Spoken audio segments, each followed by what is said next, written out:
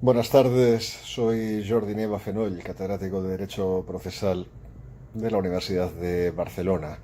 Y este es un vídeo que dirijo a petición de Victoria Mosman al Instituto de Investigaciones Jurídicas del Colegio de Magistrados de Salta y al Instituto de Derecho Procesal del Colegio de Abogados de Salta.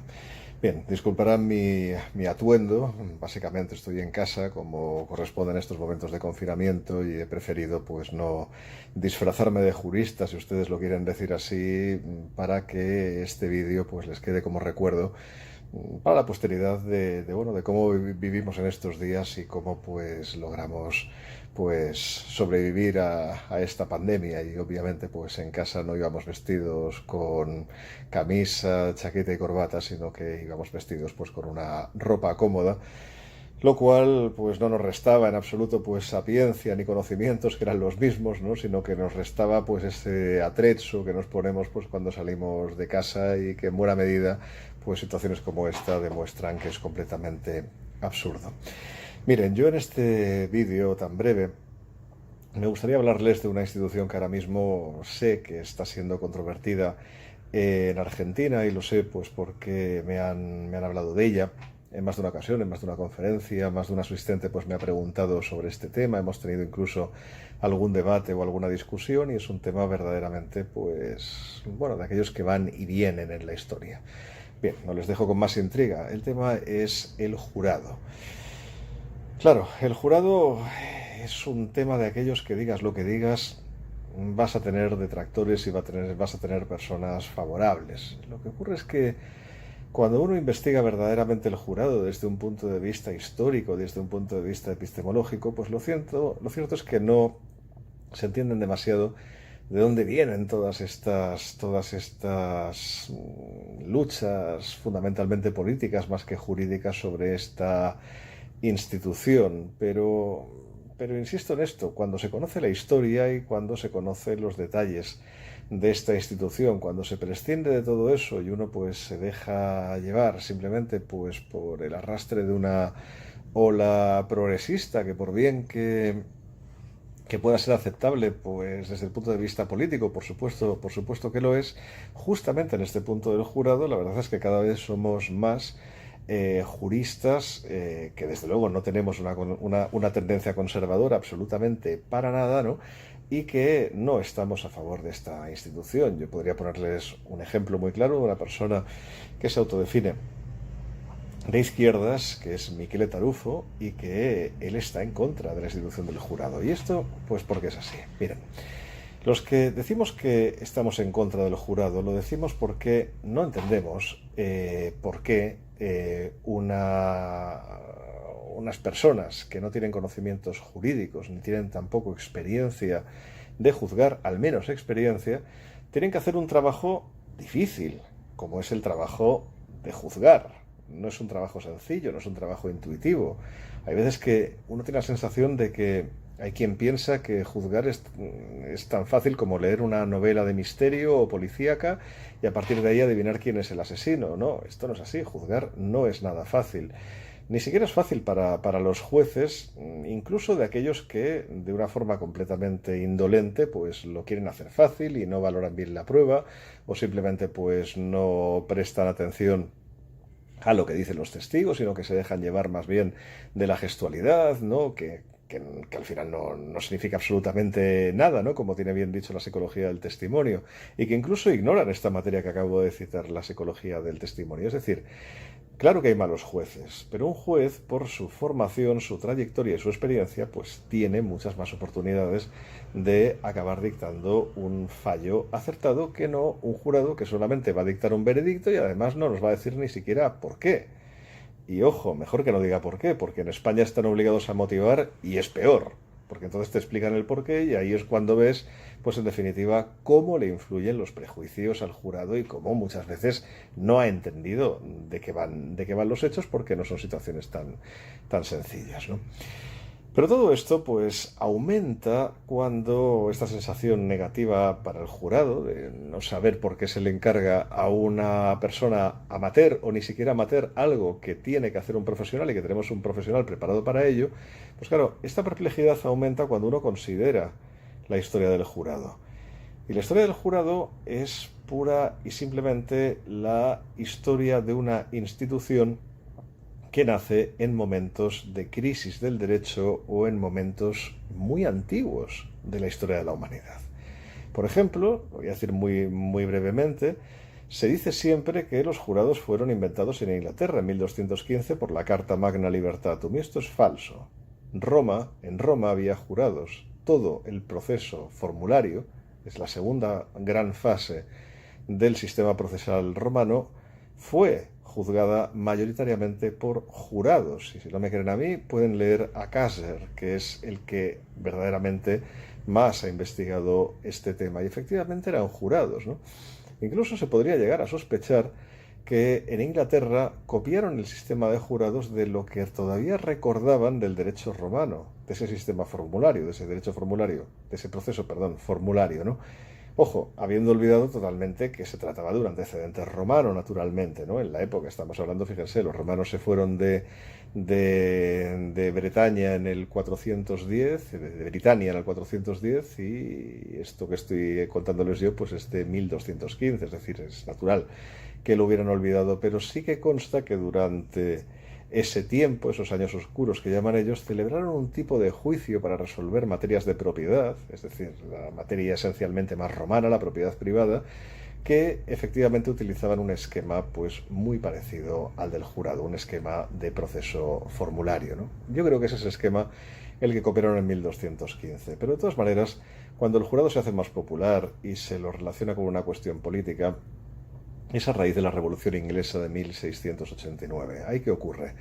Ahí lo que ocurre es que los jueces eran una panda de corruptos, y perdónenme que se lo diga de esta forma, que estaban designados por el poder real, no había forma de fiarse de ninguno, tenían una formación pésima, y en esos momentos de crisis del derecho que se alargaron más allá de la revolución, pues no es natural que un jurista de la talla de William Blackstone, cuyas palabras nos han influido a todos y la concepción que tenemos de democracia actualmente, pues a lo largo y ancho del mundo, pues claro, dijera que el jurado era la gloria del derecho inglés. ¿Por qué? Lo explica él mismo, porque los jueces son muy malos y son muy corruptos, y por tanto, en un momento en que las instituciones se corrompen, hay que devolverle el poder al pueblo para que el pueblo lo asuma temporalmente hasta que consigamos tener a personas verdaderamente ilustradas y verdaderamente capacitadas y que no sean corruptas para hacer la función de juzgar. Y yo en esos momentos lo entiendo. Fue exactamente lo mismo que pasó en la Revolución Americana. Claro, se querían liberar del sistema de justicia inglés, pues de pronto encuentran la institución del jurado y a un jurista insigne como Blackstone, que dice que es la gloria del derecho inglés y que es la libertad y la participación del pueblo, y por supuesto compran el argumento, y como al final consiguieron ser el primer país del mundo, olvidando de dónde viene todo, pues efectivamente difunden la cultura del jurado a lo largo y ancho del mundo, a pesar de que ellos celebran poquísimos jurados, por cierto, porque cuando un jurista norteamericano o estadounidense, mejor dicho, puede evitar ir al jurado, lo hace. En un 97% de los casos penales, lo que hacen siempre es recurrir a un guilty plea, ¿no? Precisamente para evitar que el jurado acabe dictando un veredicto que es naturalmente difícilmente controlable para un jurista, y que suele ser además tendencioso hacia la acusación, porque se fían más evidentemente de un fiscal que no del abogado de la defensa, que ya les suponen pagado por el cliente para que le absuelva, y por supuesto dan por hecho que va a mentir, ¿no? Bien, lo que pasa es que Estados Unidos es un país pues muy orgulloso de sus símbolos, y el jurado es uno de ellos porque consta en sus enmiendas constitucionales. Se puede renunciar al jurado, por cierto, ¿eh? O sea, desde los años 30 tienen una jurisprudencia que les permite renunciar al jurado. Es decir, el jurado es un derecho, no una imposición, es un derecho del reo, naturalmente, y eso tiene que ser entendido en todas partes. No se puede obligar a nadie a ser juzgado por un jurado si no quiere. Puede elegir un juez, ¿no? Pero bueno, pero la razón política ya la tienen ahí. Es decir, digamos que la propaganda de esta institución se ha hecho en momentos claves de la historia de dos países, de Inglaterra y de Estados Unidos. Momentos pues claramente libertarios y lógicamente libertarios, como son una declaración de independencia o son una revolución. Y tenían toda su lógica en el momento. Y yo en aquel momento, en aquellos momentos, si hubiera sido inglés o estadounidense, hubiera estado completamente a favor del jurado por las razones que les he dicho. Ahora bien, en el momento actual, en un país en el cual tenemos un sistema de justicia debidamente formado y tenemos unos jueces que conseguimos que no sean corruptos y que además están debidamente capacitados y no han entrado por ningún enchufe, si ustedes me entienden lo que quiero decir, es decir, por ninguna influencia, pues naturalmente prefiero un juez a un jurado. Naturalmente que sí, el jurado solamente es un parche para ir tirando, ¿no? O sea, para ir yendo hacia adelante mientras no conseguimos un buen sistema de justicia. Ahora bien, evidentemente, ya como final, cada país, cuando se plantea esto, tiene que hacer su examen de conciencia. ¿Tengo una justicia verdaderamente de la que me pueda sentir orgulloso, con jueces verdaderamente bien formados y que no se corrompan, o no tengo eso? Claro, si la respuesta es la segunda, ya saben qué es lo que se podría deducir de ahí. Lo mismo que dedujo Blackstone y es lo mismo que deduciría yo también. Ahora bien, insisto en el tema del derecho al jurado. No es un deber. El reo, el acusado, siempre tiene que poder renunciar al jurado. Es un derecho, no es un deber. Por favor, no se equivoquen en esto, como lamentablemente nos hemos equivocado en España. En fin, un gusto estar con ustedes y un placer saludarles. Hasta pronto.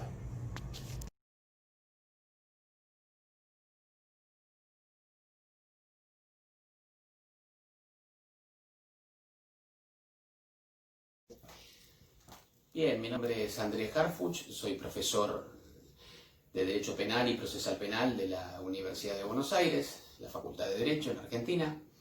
Además soy vicepresidente de la Asociación Argentina de Juicio por Jurado, con lo cual me comprenden las generales de la ley. Y he recibido esta invitación para estos 10 minutos de charla, de esta gran idea que he tenido en la Universidad Nacional de Salta. Así que, bien, mi tema de hoy es el juicio por jurados. Y nuevamente sabemos, porque he visto otros videos de otros profesores españoles, que siempre dicen que el jurado divide aguas y que hay grandes detractores y grandes personas a favor de él, ¿no es cierto?, con todo empuje, como somos nosotros.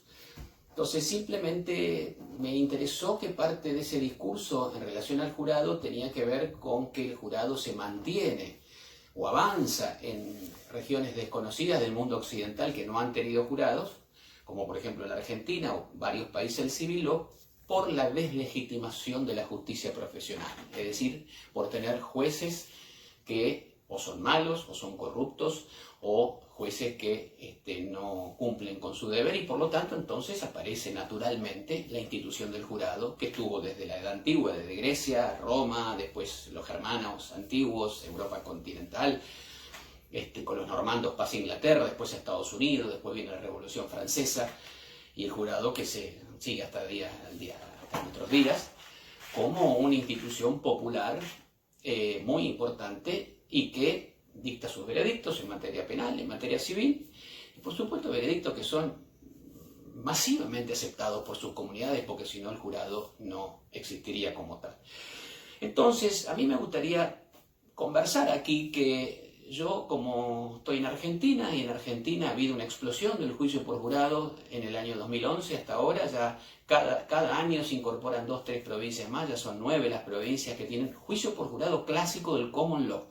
Es decir, no tienen el jurado escabinado de la cour d'assises francesa o italiana, ni el sistema español que lo obligan a motivar y en donde intervienen los jueces profesionales, los secretarios, en donde el Estado de algún modo se mezcla con los ciudadanos para que los ciudadanos no tengan todo el poder de decisión, sino que en Argentina tenemos un jurado como debe ser, un jurado de 12 personas con igualdad de género, 6 mujeres, 6 varones, con un voir dire para seleccionar el jurado, con un veredicto unánime en su mayoría de jurisdicciones y con, además, un veredicto final, definitivo, que le pone fin al pleito y que solamente puede ser recurrida la condena porque la absolución hace fuerza de cosa juzgada material. A mí me interesa destacar que yo creo que no está bien decir que el jurado es una opción porque la justicia profesional es mala.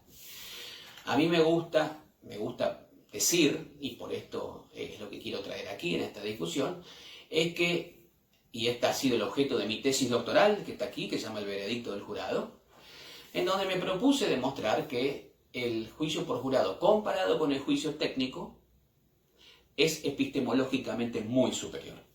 Es decir, comparados ambos sistemas, en donde es posible llegar a mejores resultados o resultados acordes a la verdad y con más controles y garantías para las partes, en el juicio por jurado o en el juicio técnico. Bien, me propongo demostrar que es en el juicio por jurado, sin ninguna duda.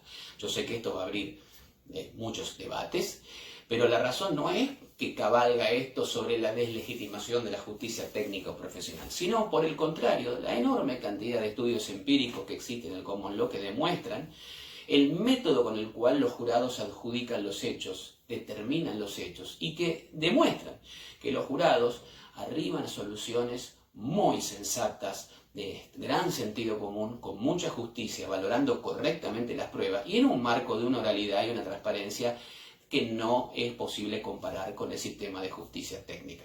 Entonces, no sería posible desarrollar todo eso aquí, pero existen estudios ya en castellano que hemos traducido de Sherry Diamond, de Valerie Hans, de John Gastile, de Paula Hannaford-Agor y tantas otras que demuestran con investigaciones empíricas de las ciencias sociales cuál es el método que utilizan los jurados para llegar a sus veredictos. Y gran parte de este misterio, que a pesar de que no se exprese en motivación, se conoce gracias a encuestas y estos estudios, es que demuestran que los jurados traen, primero, controles muy superiores a de la justicia técnica, y por esto quiero decirlo. Primero, no son 3 jueces ni uno, sino que son 12.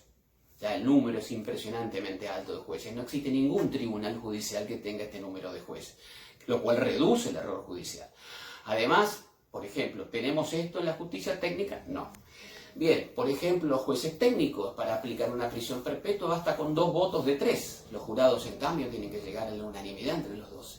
¿A cuál decisión confiaríamos más? Evidentemente, a la de 12, con unanimidad. ¿Por qué? Porque además fuerza un proceso deliberativo que es desconocido en la justicia técnica. Por otra parte, los jurados son accidentales, son jueces que no pertenecen al Estado, con lo cual su libertad frente al caso y independencia es muy superior a la que tienen a los jueces técnicos, que siempre es inevitable por su pertenencia al Estado. A veces están pensando más en qué van a decir de mi fallo, qué me va a pasar, si me van a castigar, si me van a hacer un jury de enjuiciamiento, si me van a echar al día siguiente, si condeno a alguien muy popular o absuelvo a alguien muy impopular. Los jurados en todas las latitudes son mucho más libres para decidir esto. Además, ¿se puede recusar sin causa a un juez? No. Y esto afecta seriamente la garantía de imparcialidad. En cambio, en los jurados esto es natural, ¿no es cierto? Cada parte tiene un número determinado. En Argentina son 4, en Estados Unidos pueden llegar a ser hasta 20 recusaciones sin causa tanto de la Fiscalía como de la Defensa para obtener ese número de 12 que finalmente se van a sentar en el banquillo, en el estrado del jurado para juzgar la suerte de una persona acusada. Y por otra parte, después está el rol del juez, porque al no estar comprometido con la decisión, el juez, que es fundamental en un juicio por jurado, porque él es el que le transmite el derecho y las instrucciones, una institución nueva, desconocida para las personas que vivimos en el civil law, así llamado, y que tienen un fuerte control de partes. Los jurados siempre van a tener que obedecer y guiarse por las instrucciones que ese juez le da. Pero es un juez que ya no está comprometido con la decisión y por lo tanto entonces tiene mucha más libertad para decidir qué pruebas va a escuchar el jurado, qué pruebas no va a escuchar, si son relevantes o prejuiciosas o no confiables, etc. Entonces, de tal modo, yo creo que el juicio por jurado no debe ser presentado como muchos críticos de Europa continental y sobre todo de España le hacen al jurado, es que esto significa tirar por la borda la sabiduría del juez o que los jueces no intervengan más. No, el juicio por jurado es un juicio de colaboración ciudadana y de lo mejor del juez técnico y lo mejor de los ciudadanos. El juez mantiene un poder muy grande dentro del proceso conjurado y en este sentido creo que un buen juez conduciendo a un buen jurado con todos los controles que el sistema de jurado tiene, produce una decisión epistemológicamente muy superior. Y digo por qué, porque el último punto que a mí me gustaría destacar es el valor enorme que se le asigna en las jurisdicciones del common law al juicio público. Y que en el civil law es una etapa provisional, secundaria, una fase más dentro de un interminable proceso que no tiene fin y que puede llegar hasta la Corte Suprema de Justicia después de varias, hasta inclusive años o décadas. En cambio, en el common law, el juicio adquiere una centralidad que es además una garantía constitucional. En el juicio por jurado no hay lectura de expedientes, no hay pruebas escritas, todo debe producirse con inmediación y con inmediatez, es decir, tiene que producir efecto inmediato la prueba. Por lo tanto, los controles de parte y del público sobre esa decisión son muy grandes y además aparecen por primera vez estándares probatorios muy importantes como el principio de más allá de toda duda razonable, la causa probable, totalmente controlables luego en caso de culpabilidad en casación. Por esa razón creo yo que nosotros el juicio por jurados en la Argentina clásico es, creo yo, el ejemplo más exitoso en el civil law de aplicación de un jurado, yo no llamaría anglosajón, sino que llamaría greco-romano clásico, pero que se ha ido perfeccionando, porque demuestra que en un país con una fuerte tradición inquisitorial como la Argentina, que está abandonando lentamente esa tradición para pasar a tener un sistema acusatorio, el juicio por jurado funciona, ya se han hecho 500 juicios, y no solamente se sostiene el jurado por la deslegitimación o la crítica a la justicia profesional que la hay, sino porque los veredictos del jurado están siendo visualizados por la sociedad como coherentes, razonables, prudentes, sensatos y como la solución justa al caso concreto. ¿Qué más quiere entonces un sistema de justicia que además logra incorporar a la ciudadanía a la toma de decisiones, tal cual manda nuestra Constitución Nacional? Muchísimas gracias.